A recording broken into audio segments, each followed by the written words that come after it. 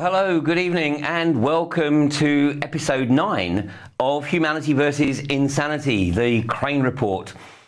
Well, last week we were talking with Roger Hayes, and Roger was talking us through his game plan to take the banks and challenge them for mortgage fraud. Mortgage. You got to love that word. Well, not really, of course. Mortgage. Death grip. Death pledge. Telling it like it is.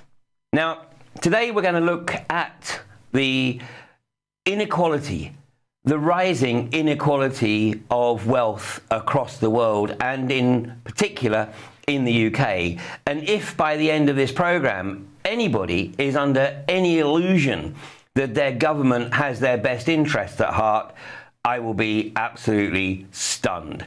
The reality is that those who purport to be our elected representatives do not have the best interests of the people at heart. And those who go into an elected office with altruistic intent soon realise that they have to prostitute themselves. They have to prostitute their values if they are going to stay on the gravy train. And that gravy train, of course, is made very, very attractive.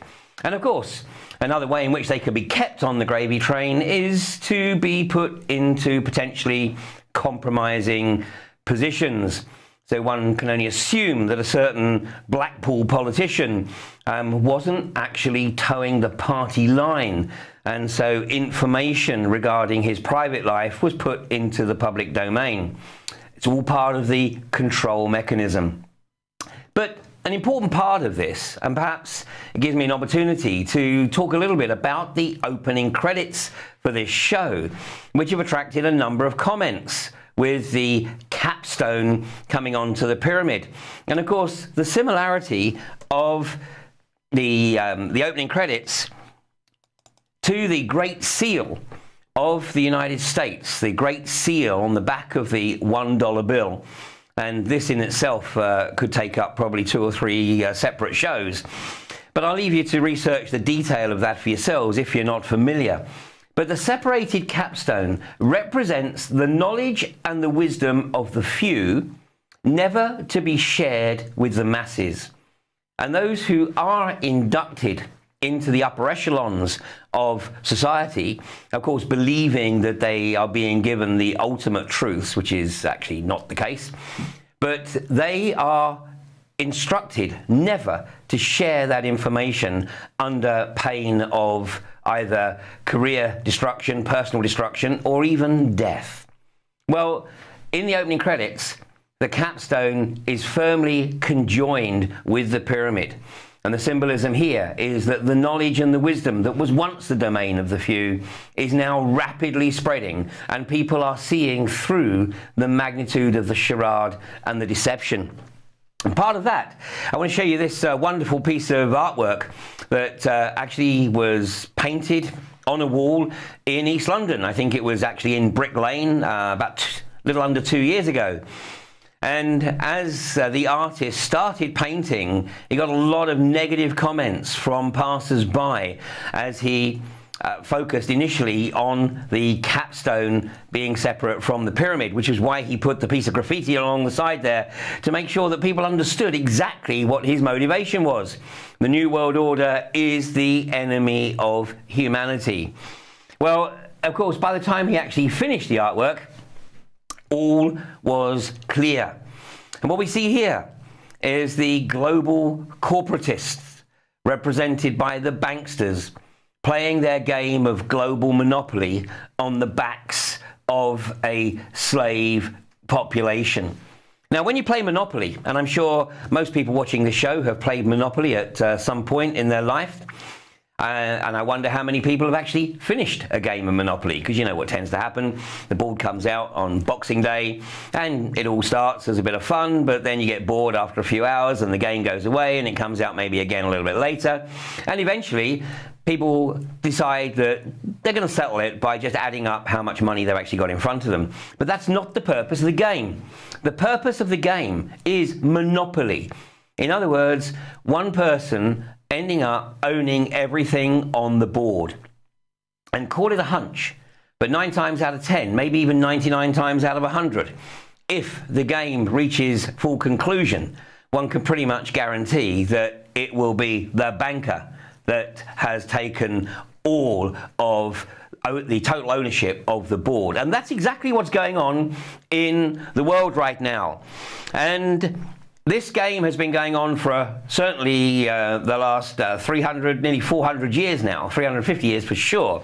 But it accelerated in 1913 with the establishment of the Federal Reserve. Now, at that point, in 1913, Woodrow Wilson made this observation. He said, "We have come to be one of the worst ruled, one of the most completely controlled and dominated governments in the world. No longer a government of free opinion, no longer a government by conviction and vote of the majority, but a government by the opinion and duress of small groups of dominant men." And in his memoirs, Woodrow Wilson, in my opinion, was actually trying to share some of his insights for those who perhaps had a little bit more awareness of what was really occurring. Well, literally in the space of just over 100 years, the magnitude of the debt right across the globe has reached literally endemic proportions. We look at this table on the screen here, and this is from 2011. We see that the USA had an estimated gross domestic product of just over 15 trillion, of which its debt was 100% of that. Well, the US debt is today a little in excess of 17.2 trillion. So if there has been any growth in the US economy, which I seriously doubt, that would mean that the level of US debt is now in excess of GDP. And you remember from my table last week, what I showed is that once a nation basically owes more than it can produce in terms of its total wealth, then it is literally in hock. So consequently, Ireland today is literally a colony to the EU and to the banksters. And the US, pretty much the same. In fact, the US isn't really a nation. It is literally the industrial hub and the private militia of the global banksters.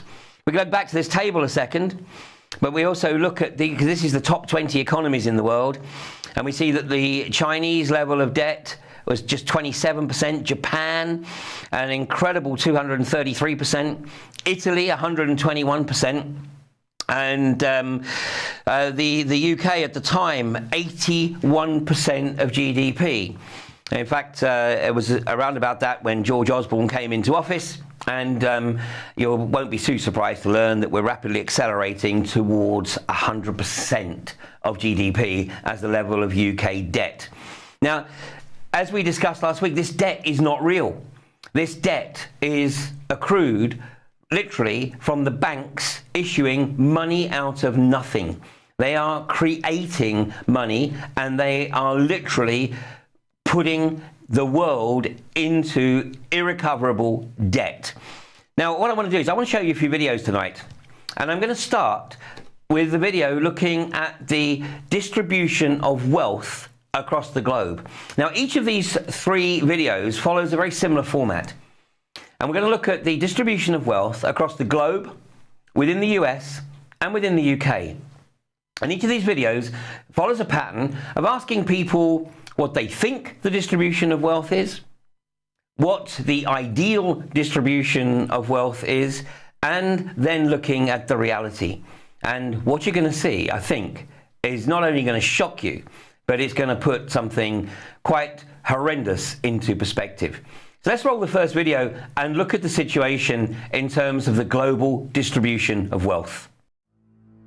People are talking a lot about inequality these days, about the fact that the richest 1% have so much more than everybody else. But most of the focus seems to be on the United States, and it strikes me that the same story needs to be told about global inequality too. So I did some research, and this is what I found from reliable sources like the UN. It turns out that while the US is totally out of whack, things are actually way worse for the planet as a whole. Let's start with this graph, a perfectly even distribution of wealth among all living people, with everyone divided into 5 equal groups. Now, let's show how much each group actually has. Shocking, right? 80% of the world's people barely have any wealth. It's hard to even see them on the chart. Meanwhile, the richest 2%, they have more wealth than the rest of the world. Let's look at this chart another way. Let's take the whole world's population, all 7 billion of us, and reduce it to just a representative 100 individuals. Here they are, poorest people on the left, richest people on the right. Now let's show how the world's total wealth, roughly $223 trillion, is distributed. The vast majority have practically nothing. Nothing with which to educate their children, nothing with which to pay for basic medicines. While the richest 1%, they've accumulated 43% of our world's wealth. The bottom 80%, meanwhile, that's 8 out of every 10 people, have just 6% between them. But even this doesn't really show how extreme things have become. The richest 300 people on Earth have the same wealth as the poorest 3 billion. So the number of people it takes to fill a mid-sized commercial aircraft have more wealth than the populations of India, China, the US, and Brazil combined. We can also see this difference geographically, with a huge and growing gap between a few rich places versus the majority of the world. For most of history, things were much more equal. 200 years ago, rich countries were only 3 times richer than poor countries. By the end of colonialism in the 1960s, they were 35 times richer. Today, they're about 80 times richer. Rich countries try to compensate for this by giving aid to poor countries, about $130 billion each year. That's a lot of money. So then why does the wealth gap keep getting bigger? One reason I found is that large corporations are taking more than $900 billion out of poor countries each year through a form of tax avoidance called trade mispricing. On top of this, each year poor countries are paying about $600 billion in debt service to rich countries, on loans that have already been paid off many times over. And then there's the money that poor countries lose from trade rules imposed by rich countries to get access to more resources and cheaper labor. Economists from the University of Massachusetts calculate that this costs poor countries about $500 billion a year. Altogether, that's more than $2 trillion that flows from some of the poorest parts of the world to the richest. Every year. Rich governments like to say they're helping poor countries develop. But who's developing who here? This makes me think that there's something wrong with the basic rules of the global economy. It can't be okay that the wealth of our planet is becoming so concentrated in the hands of such a tiny number of people. The only reasonable response, it seems to me, and our only hope, is to change the rules. Not a pretty picture. And let's remember as well that much of the wealth that is in the developing world is also in the hands of a very, very few individuals, as the banksters put their henchmen in who can be relied upon to carry out their will.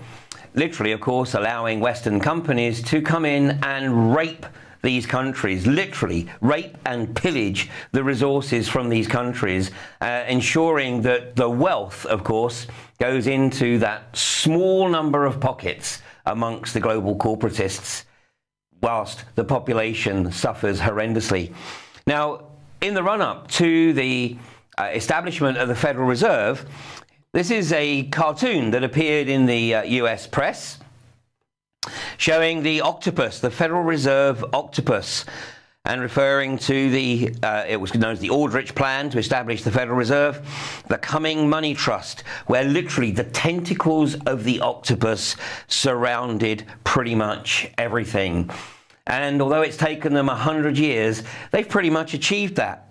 And Dr. John Coleman, in his book, The Committee of 300, and this is a book I would absolutely recommend. Whilst I would be the first to acknowledge that I don't necessarily agree with everything that John Coleman has written in this book, it's an outstanding work, and it's certainly essential reading if you want to get a true picture of what is occurring and how few people are actually calling the shots. And maybe the number of people calling the shots is 12, perhaps, and maybe even one above that. But this is probably the seminal work, the Committee of 300, in looking at the globalist structure. And one of the comments that John Coleman makes there on page 369, he says, "What we are witnessing today is not an economic recession due to unsound economic policies, but the deliberately engineered and well-planned destruction of the industrial base of Western nations, and along with it, the destruction of the middle class, the backbone of the country, which depends on progressive industrial expansion for growth and for steady employment with good pay."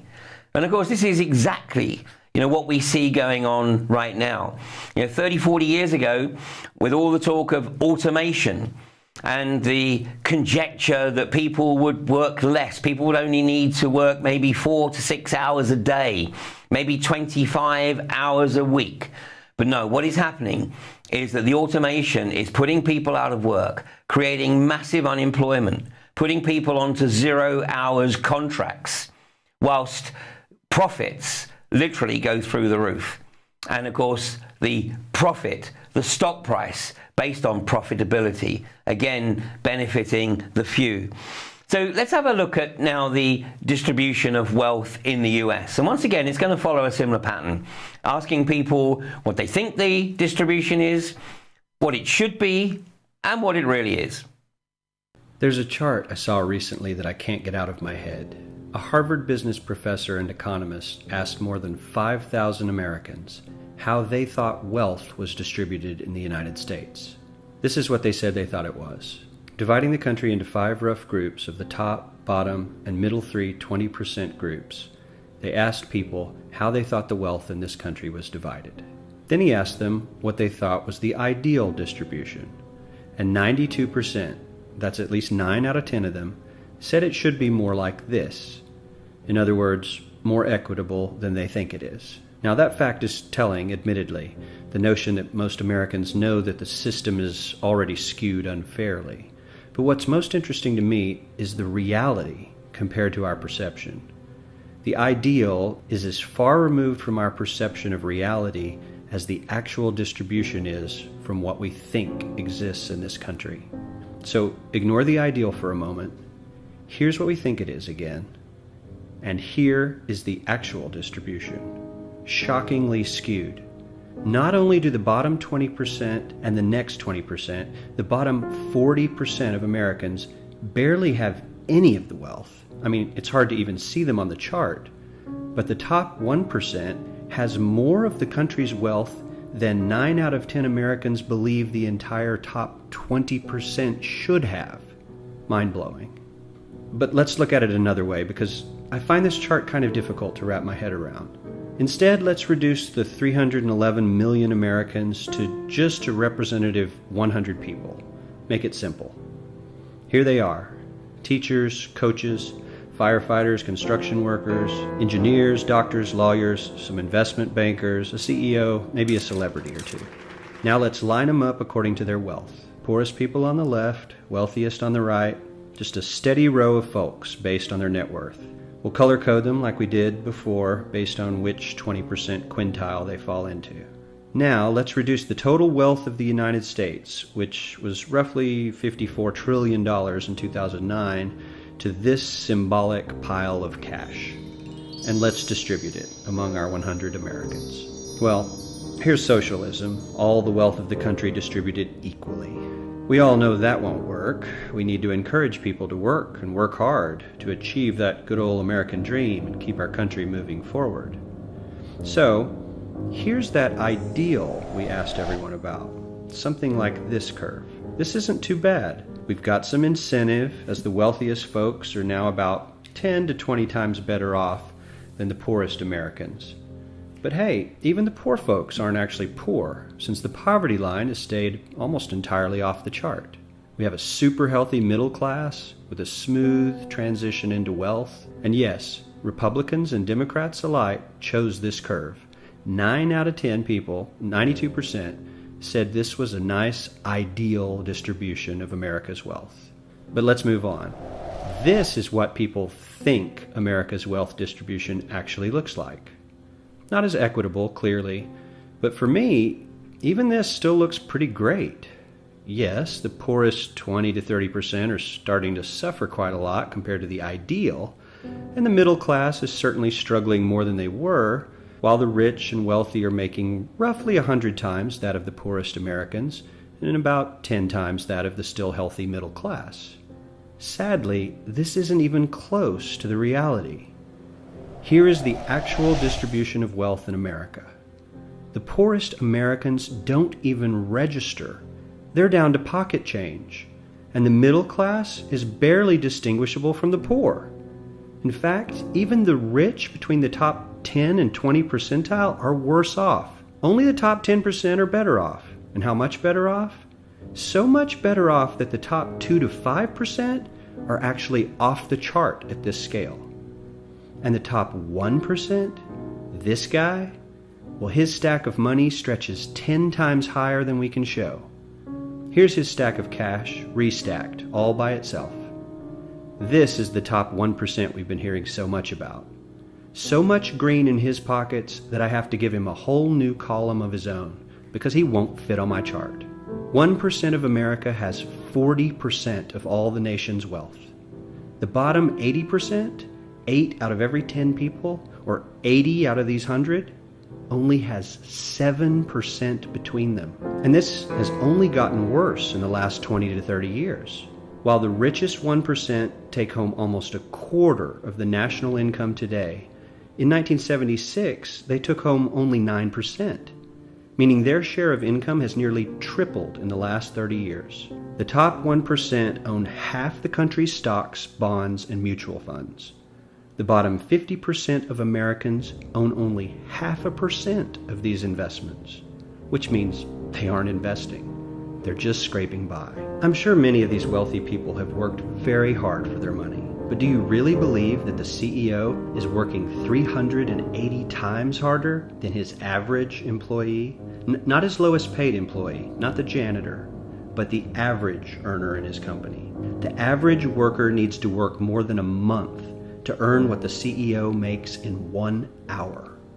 We certainly don't have to go all the way to socialism to find something that is fair for hardworking Americans. We don't even have to achieve what most of us consider might be ideal.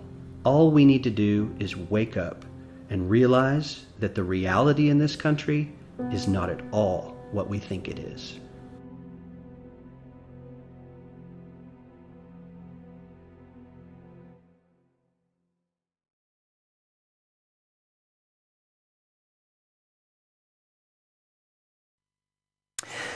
So let's go back to our Monopoly analogy, because there are various rounds in the game of Monopoly, but the game really starts, of course, once people have managed to acquire a full set of the various colours and locations on the board, and then they start building their houses and their hotels. And that's when the game really starts, because that's the point at which it's dog eat dog. It's the Malthusian principle of survival of the most sociopathic. It's a game, of course, but this is the game turned into reality. And the globalists, the banksters, are not going to be content until they own literally everything on the board. They want everyone to be in debt to the banks, and they are literally working on the basis of a multi-generational agenda. And whilst our parents may be the last generation, those in their 70s and 80s, they may be the last generation to actually be able to live their lives in relative financial stability, everybody coming after them is certainly going to be struggling, and quite possibly right through until the day they leave this mortal coil. Now, in the US, 4 years ago, almost exactly 4 years ago, I had the pleasure of meeting this lady, Ellen Brown, the author of Web of Debt, and I was speaking at a conference on deep geopolitics in California. And this was actually the last time that I set foot in the United States. And I'm not in any rush to go back there, I hasten to add. Now, Ellen is the author of an outstanding book called Web of Debt. Now, Ellen is going to try to use her knowledge, and she's intending to go into politics, and she is going to stand for the California State Treasurer position in the elections later this year. Now, this is a very, very tough challenge, and in fact, the person that got California into its mega debt is none other than Arnold Schwarzenegger, who managed to get the Californian Senate to sign into his budget proposals by making an incredibly deep, esoteric speech. And you can find this actually on the web.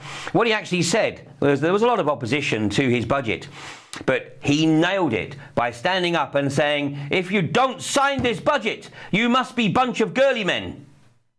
Well, obviously, how can you react to that other than sign it?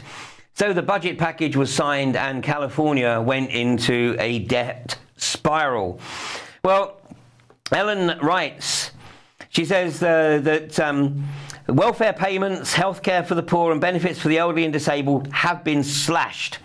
State workers have been downsized. School districts in need of cash have been reduced to borrowing through capital appreciation bonds bearing 300% interest. In one notorious case, the Santa Ana School District actually borrowed at 1,000% interest. I mean, that's like going and borrowing from Wonga. It's a payday loan type level. The governor acknowledges that California still faces a wall of debt. No shit, Sherlock. Amounting to $28 billion, although some analysts put it higher than that. So California, once upon a time the 6th largest economy on the planet, it then dropped to about 12th, but it's on the way back as European economies start to struggle a bit. But Ellen makes this observation. She says more than 8 million Californians struggle to meet their daily needs, and 1 in 4 children lives in poverty. Income inequality is higher in the nation's most populous state than in almost any other. And it was Ellen who actually introduced me to the significance of the budget package and the financial system in North Dakota, where North Dakota sits outside of the Federal Reserve. And the North Dakota model is something that certainly really should be looked at right across the planet. But of course, the globalists don't want you to do that. The banksters don't want you to look at this because the banksters want to drive everything into debt. So Ellen makes this observation. She says in North Dakota, by contrast to every other state, all of the state's revenues are deposited by law in the state-owned Bank of North Dakota, which means that all of the state's capital is technically the bank's capital. And the bank uses its copious capital and deposit pool to generate credit for local purposes. It's effectively the Bradbury dollar in North Dakota. That's why North Dakota, and especially now that it's making out like a bandit with the shale gas boom in the Marcellus, sorry, not the Marcellus shale, is it? No, it's the Buchan. Thank you. Had a senior moment there. It's the Buchan shale play up in North Dakota. So North Dakota may well be the go-to state, apart from the northwest area, of course, around the shale plays there. But let's have a look at now at the UK. We've seen that the inequality of global wealth is horrendous. The inequality of US wealth distribution is horrendous, with a phenomenally large proportion of the population living in abject poverty. So much for the land of the free and the land of opportunity. But what about the UK? Let's have a look at the wealth distribution in the UK. In Britain, we take pride from living in a fair country. We believe that everyone should be given a chance in life to prosper through skill and hard work, whether as a care worker, shop assistant, soldier, civil servant, or company boss. However, is Britain as fair as it seems to be? How is wealth distributed in Britain today? Imagine the total wealth of the UK is £100. Now, imagine these people represent the population of the country. A new ICM poll asked 2,000 British people how this wealth should be distributed, from those with less wealth to those with more. As you can see, we think it's right that some people have more wealth than others. In a really fair Britain, we say, the richest fifth would have 25 of these coins. That's 25% of all the wealth, while the poorest fifth would have around 15. Even in our ideal world, some people will always have more than others. But we know we don't live in an ideal world. So next, the poll asked what we think is the actual distribution of wealth. As you can see, the results are quite different. We think that in Britain, the poorest fifth now has about 9% of the wealth, while the richest has more than 40%. That's £40 out of every 100. Doesn't seem very fair until you see what the real situation is. Not what we think it is, or how we think it should be, but how it really is. We can now see that Britain is not such a fair country after all. The fact is that the richest 20% have 60% of all the wealth. That's almost twice as much as everyone else put together, and 100 times more than the bottom 20% have. And the richest 1%? Well, they're off the scale. In fact, they have as much wealth as 60% of the population of the UK combined. As for the poorest fifth, if £100 were the total wealth, they would not even have a whole pound. Next to the richest fifth's £60, they would only have 60 pence. That's small change. This is the result of over 30 years of growing inequality. If this trend continues, it will be even harder to call Britain a fair country. Learn more at www.inequalitybriefing.org.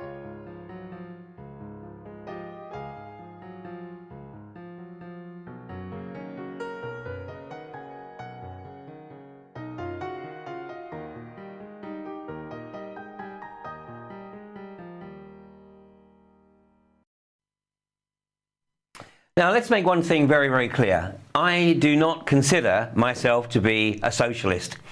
In fact, I absolutely support the whole ideal of capitalism. But what we have today is not capitalism, it's corporatism. Once upon a time, back in the 18th century, in the eastern states of the US, if a business entrepreneur wanted to set up a business, he had to present his business plan to the state, and the state would then agree with the business owner how much profit he could make. And these business owners took it upon themselves, and they accepted their social responsibility because they had the skills to establish businesses to provide a means of income and livelihood for the people who worked for them.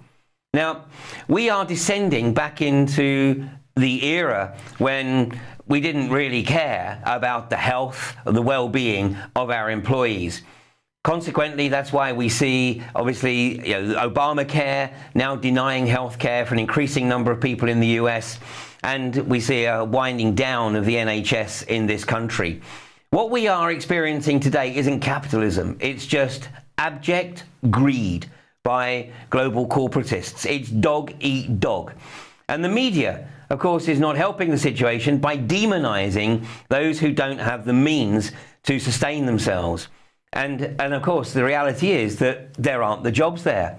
And we know, because it's a matter of public record, that Peter Sutherland stated in an interview with the BBC on June 21st, 2012, that his objective was the absolute decimation of national sovereignty. And the primary tool by which that would be achieved was through immigration. So it's out there. It's spelt out in words of one syllable. It's up to us to do something about it, because otherwise, by our acquiescence, by our apathy, by our willful ignorance, then they take that as their social license to continue with their agenda. Let's have a look at how we're being told what's occurring. This is a selection of articles from the UK media in recent days and weeks. Cuts pushing elderly care to the brink of disaster because the care homes are now seeking purely for profit. They are not interested in the care and the well-being of their residents. So hundreds of thousands denied help to live their daily lives after 1.2 billion stripped from care budgets. And because these care homes are ostensibly private, then it simply means that any cuts in budgets are simply going to mean a deterioration in services. Families who care for loved ones are put under intolerable strain by catastrophic policies. Often means, of course, that one family member has to give up their life.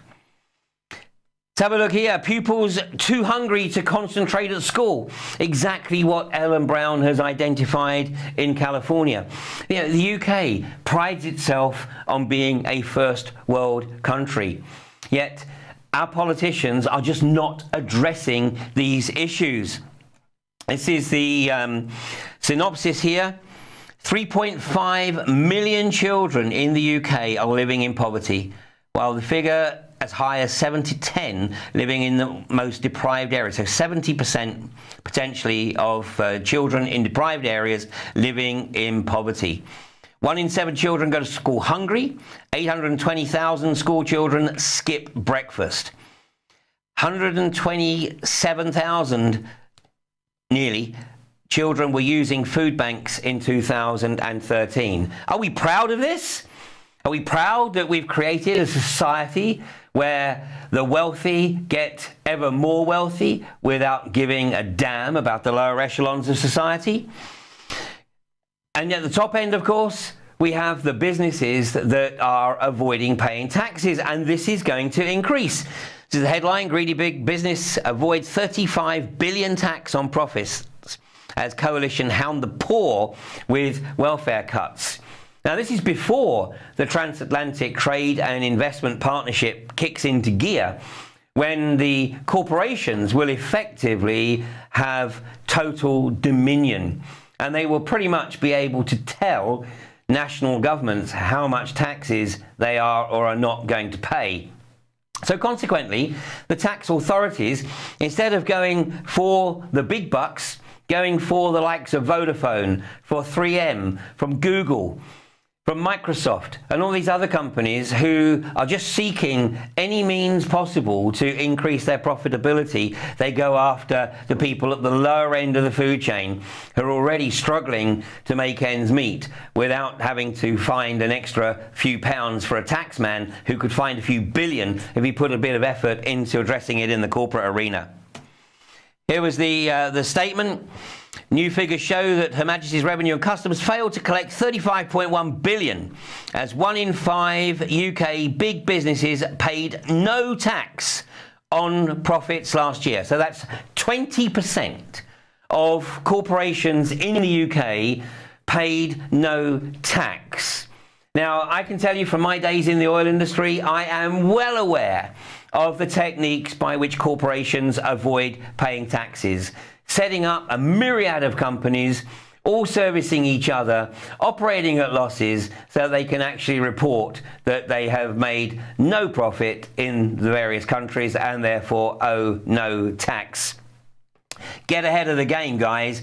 Her Majesty's revenue needs to be, inland revenue needs to be getting a bit sharper and focusing on the corporations, because if you don't do it now, when the Transatlantic Trade and Investment Partnership comes into force, then you've got no chance at all. Meanwhile, the Times, this is actually from a couple of years ago, why getting poorer is going to be good for you. Well, there's getting poorer, and then there is literally living in a state of permanent stress, because you have no idea how you're going to pay the rent, how you're going to pay the mortgage, how you're going to get food on the table for your family. So consequently, things have to suffer. So you send your kids to school without any breakfast. This in a developed nation, apparently. Absolutely unreal. Even today's papers, here we go. This is your sharing son. Rip off Britain, paying on the poor. And from the Eye, student debt, Labour's plan to slash fees by £3,000. Well, of course, it's Tony Blair that students have to thank for getting themselves into massive debts in the first place.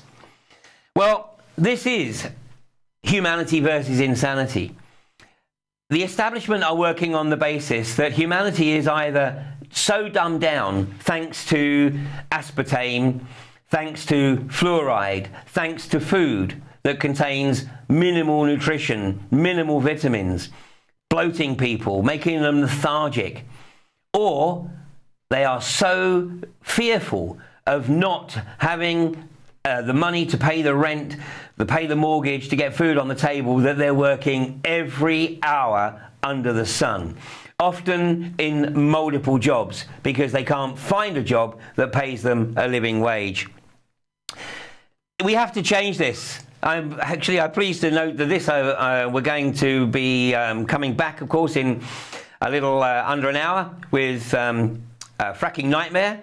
And this was a banner that I saw posted today at Barton Moss, Humanity versus Insanity. The insanity is increasing at a phenomenal rate of knots, and there's going to be even more distraction in the coming weeks. Of course, in the past couple of weeks, it's been all about the Ukraine and the Crimea, and David Cameron telling us how it's so essential that we start getting into the UK's shale gas reserves so that we're not dependent on Russia. Of course, the fact that we don't import any gas from Russia right now conveniently slips his mind. Well, we're going to, during the break this evening between Humanity versus Insanity and Fracking Nightmare, instead of the usual rescreening of UK column news, tonight we're going to show a 45-minute documentary called Gas Leak. And the reason that we're showing this tonight is that on Friday of last week, there was the closing date for the consultation period by the DEC introduced last November to encourage people to share their thoughts on whether or not the country should put up 64% of its surface area for exploitation by the gas industry for unconventional gas, i.e. shale gas or coal bed methane, with a few sites of an even more disastrous process known as underground coal gasification. That consultation period ended last Friday. So now, within a few weeks, we will know exactly how much of the country is going to be put up for grabs, and how much of the country, by the end of the year, we'll know how much of the country the unconventional gas industry thinks that it wants to take a slice out of. This is truly humanity versus insanity. And before we leave for the evening, a reminder of the upcoming AV5 conference, Humanity versus Insanity. And the speakers list will be published within the next 48 hours. But I can tell you that we have such stalwarts as the likes of Brian Gerrish, Patrick Henningsen, Alex G, Danny Bamping, and David Lim, of course, and David Boyle, and Neil Sanders, who has certainly a very, very exciting presentation looking at mind manipulation, and he's going to show you just how easy it is to get people to do the government's bidding by using very simple techniques. But of course, once you know those techniques, then perhaps you're going to be less susceptible. The humanity is on the cusp of descending into potentially irreversible abject slavery.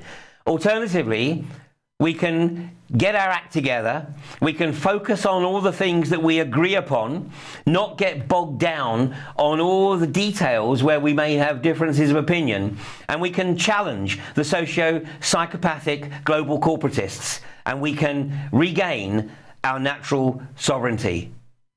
Thank you for joining me tonight. Join me in 45 minutes for Fracking Nightmare.